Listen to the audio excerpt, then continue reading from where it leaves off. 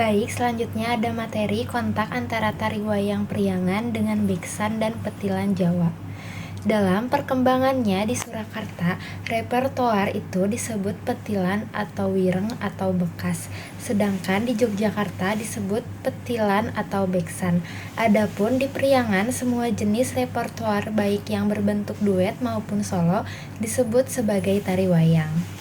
Dapat dikatakan bahwa tari wayang merupakan cuplikan dari berbagai drama tari yang pernah ada di Jawa Barat.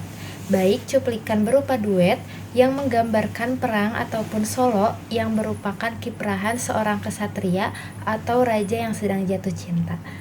Repertoar itu kebanyakan dipelajari dari guru-guru atau penari yang berasal dari Jawa Tengah. Hanya saja, penari Priangan dalam mempelajarinya tidak mengambil secara utuh tari yang bergaya Jawa Tengah, tetapi dalam penampilannya diungkapkan dengan rasa Sunda. Penari mempelajari tari wayang di berbagai tempat, yaitu seperti Pendapa Kabupaten Bandung, di Perkumpulan Kesenian Sekar Pakuan, dan Kesenian Tirtayasa. Lalu selanjutnya ada Perang Srikandi melawan Mustakaweni. Perang antara dua putri ini merupakan repertoar yang sangat digemari di kalangan masyarakat Surakarta dan sekitarnya, dan merupakan cuplikan dari sebuah lakon carangan dengan nama yang sama. Isi ringkas ceritanya berkisar pada usaha seorang raja seberang yang menginginkan untuk dapat memiliki jimat Kalimasada dari tangan Yudhistira. Jimat yang memiliki kekuatan supernatural ini konon katanya akan bisa memenangkan perang besar antara keluarga Pandawa dan keluarga Kurawa. Namun, oleh Raja Seberang atau Jawa Seberangan itu dimaknai bahwa barang siapa yang bisa memiliki pusaka itu bakal mampu menjadi penguasa dunia atau mampu menguasai dunia.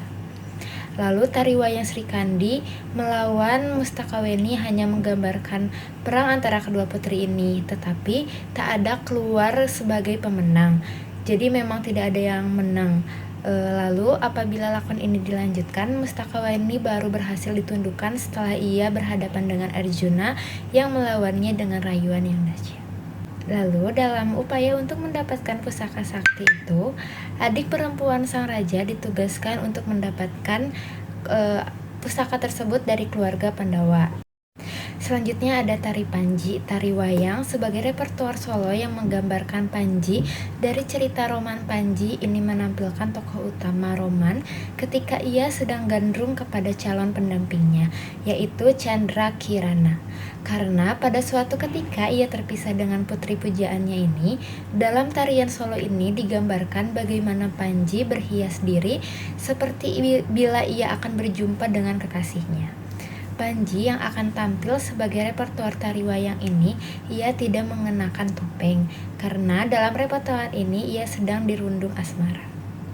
Lalu rambutnya disisir rapi, penutup kepalanya dibenahi, hiasan telinganya dirapihkan, serta kadang-kadang ia juga mengaca seperti sedang berusaha untuk menangkap sesuatu di hadapannya yang ia kira Chandra Kirana. Perbedaan penampilan Panji dalam topeng dalang dan topeng babakan di Cirebon, yang bertopeng tingkah lakunya sedikit lebih dinamis dari penampilan Panji dalam topeng dalang dan topeng babakan. Lalu selanjutnya ada Perang Sugriwa melawan Subali, repertoar tari wayang yang menggambarkan perang tanding antara dua kesatria kera, kakak beradik Subali melawan Sugriwa. Ini latar belakang cerita yang cukup rumit. Menurut versi yang bersumber dari Serat Kandaning Ringgit, Purwalakon ini berawal dari hasrat seorang raja raksasa dari kerajaan Kisdekenda bernama Jatasura yang dibantu oleh adiknya yang bernama Mahesasura yang ingin mempersunting putri seorang resi bernama Resi Sakra, yaitu Dewi Tara. Resi Sakra mengadakan sayembara, barang siapa dapat mengalahkan Jatasura dan Mahesasura akan mendapatkan hadiah putri. Selanjutnya ada tari Anjasmara. Anjasmara adalah putri seorang patih bernama Logendar dari cerita Damarwulan yang menjadi kekasih Damarwulan, tokoh utama cerita ini. Cerita semi historis ini menggambarkan ketika Majapahit diperintahkan oleh seorang raja putri bernama Kencana Wungu.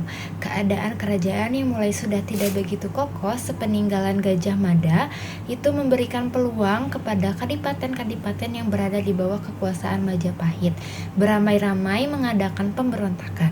Salah seorang pemberontak yang kuat adalah Adipati Blambangan yang bernama Menak Jingga.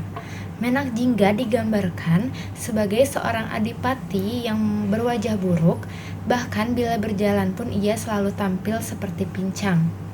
Namun, ia terkenal sangat sakti berkat pusakanya yang berbentuk gada yang dibuat dari besi kuning. Nah, tak seorang pun di kerajaan Majapahit itu mampu menghadapi kekuatan supranatural pusaka itu.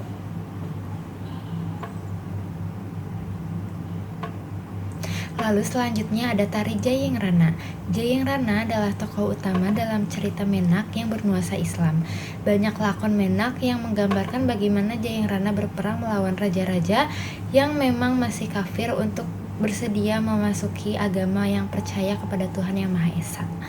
Dalam lakon-lakon itu selalu saja Jayengrana yang sangat halus dan tampan memiliki nama bermacam-macam, tapi banyak yang memanggilnya atau disebut dengan Wong Agung Menak.